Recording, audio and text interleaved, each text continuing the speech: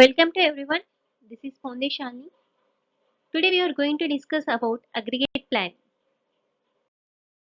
In this video we are going to discuss about what does the aggregate planning mean and its objectives. What is the importance of aggregate planning? Preparation of aggregate demand. What does the capacity planning mean and what is the importance of determining the capacity and what are the factors that affect in determination of plant capacity?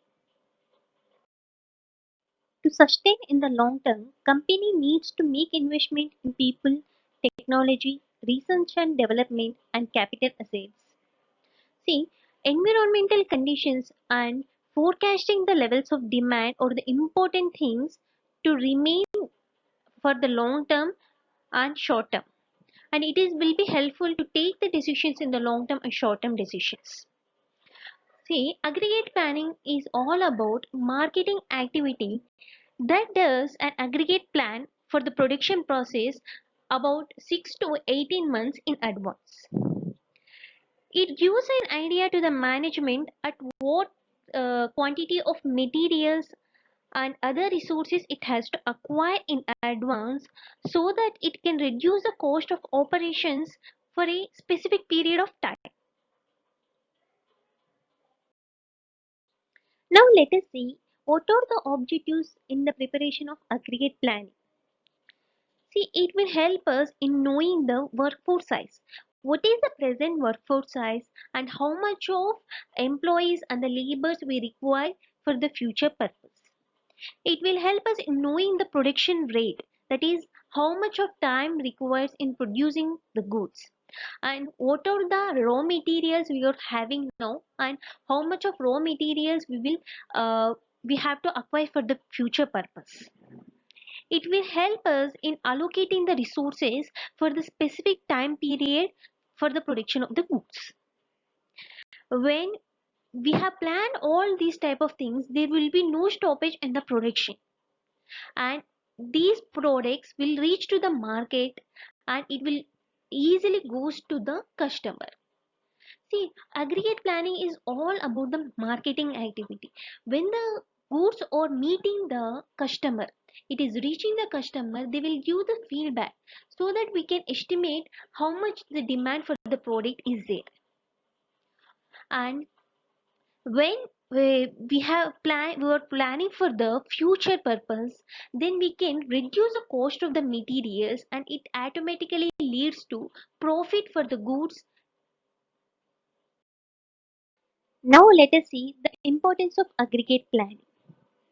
This aggregate planning will help us in knowing the future demand. When we will know the future demand, we will buy the raw materials in bulk, which leads to reducing the cost of the materials. It automatically leads to maximizing the profits. When the product is available in the market, it will reach the customers and it will help us in knowing what the customer wants. And when we are buying the materials in a bulk way, then it automatically leads the reduction in the cost, and we will know what will be the production rates, how much of quantity we can produce at in a hour. Then we can increase in buying the plant and equipments and we can utilize it in for a longer basis in producing more number of quantity. And it will help us when we are planting the equipments and tools. Then there will be reduction in the workforce. There is no need of hiring huge number of laborers and employees for the production purpose. This is all about the importance of aggregate planning. Let us see next topic. Now let us see what are the steps in preparing the aggregate demand. Among them, first step is determine the demand. That is forecasting the sales for each product for each time period. For seasonal products, there will be demand for a specific time period and there won't be demand for in the off season. We have to check for the products what will be the demand for a specific time period. Next one is determining the aggregate demand. See, discarding the sizes of the products and the quantities of the product, we have to sum the demand for all the individual products. See, for specific products, we can see that Maggie, we can get it for the 5 rupees packet and 12 rupees packet. See, instead of dividing it in regarding the size and the price, we have to summing the demand for all the individual products. Next one is transform the aggregate demand for each time period. See, for specific time period, how much of workers we require, what are the materials we require, and what are the machines and the equipments we have to bring it in the organization to increase the production. Whether we have to check how much of machines are required. Next, identify the company policies. It's all about policies regarding the safety stock and maintenance and maintaining some stable workforce. See, some labors are permanent, some labors are temporary. We have to check all these things with the policies of the organization. Next one is determine unit cost. The cost of the producing the good will differs for regular time to overtime. See, for the regular time, the wages for producing the products will be low. When the laborers are doing the overtime, then the wages for producing those products will be high. Next one is developing alter resource plans so that it will be necessary in production capacity to support the aggregate demand. And by calculating the cost of each alternative plan. Next one is select the resource plan. See, select the resource plan among all the alternatives which satisfies the aggregate demand and also meet the objectives of the firm.